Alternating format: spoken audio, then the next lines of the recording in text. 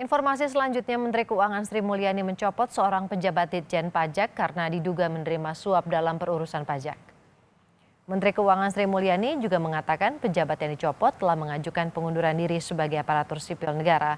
Menurut Sri Mulyani, pencopotan ini untuk memudahkan KPK menyidik kasus ini. Sri Mulyani juga mengatakan jika terbukti menerima suap, pejabat itu telah berkhianat dan melukai jajaran pegawai Ditjen Pajak yang saat ini tengah mengumpulkan penerimaan negara.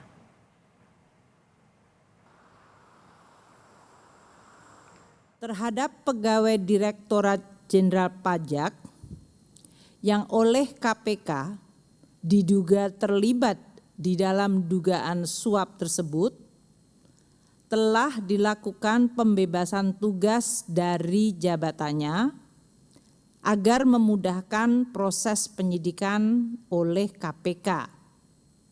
Dan yang bersangkutan telah mengundurkan diri dan sedang diproses dari sisi administrasi ASN.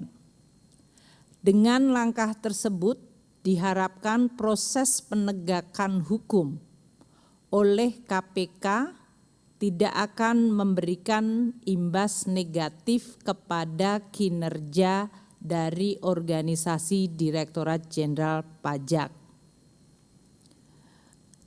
Apabila dugaan tersebut terbukti, ini merupakan suatu pengkhianatan bagi upaya seluruh jajaran Direktorat Jenderal Pajak dan Kementerian Keuangan yang tengah terus berfokus untuk melakukan pengumpulan penerimaan negara.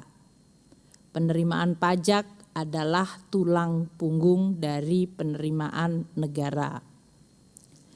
Dalam kondisi di mana kita sedang menghadapi COVID dan jelas kita membutuhkan dan terus menjaga agar pemulihan ekonomi terjadi dan penerimaan negara terus diupayakan.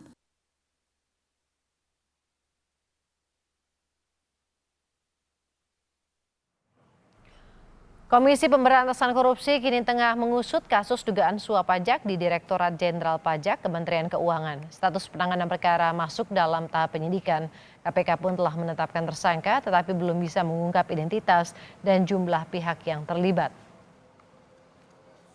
Benar, KPK sedang melakukan kegiatan penyidikan dugaan korupsi penerimaan hadiah atau janji terkait dengan pemeriksaan perpajakan pada Direktorat Jenderal Pajak. Saat ini kami belum bisa menyampaikan detail kasusnya, termasuk pihak yang telah ditetapkan sebagai tersangka, karena kebijakan KPK saat ini akan dilakukan pengumuman terhadap tersangka setelah dilakukan upaya paksa, baik itu penangkapan maupun penahanan. Namun demikian, tentu pada waktunya nanti kami akan menyampaikan secara lengkap konstruksi perkara ini, termasuk pihak-pihak yang telah ditetapkan sebagai tersangka dan pasal sangkaan.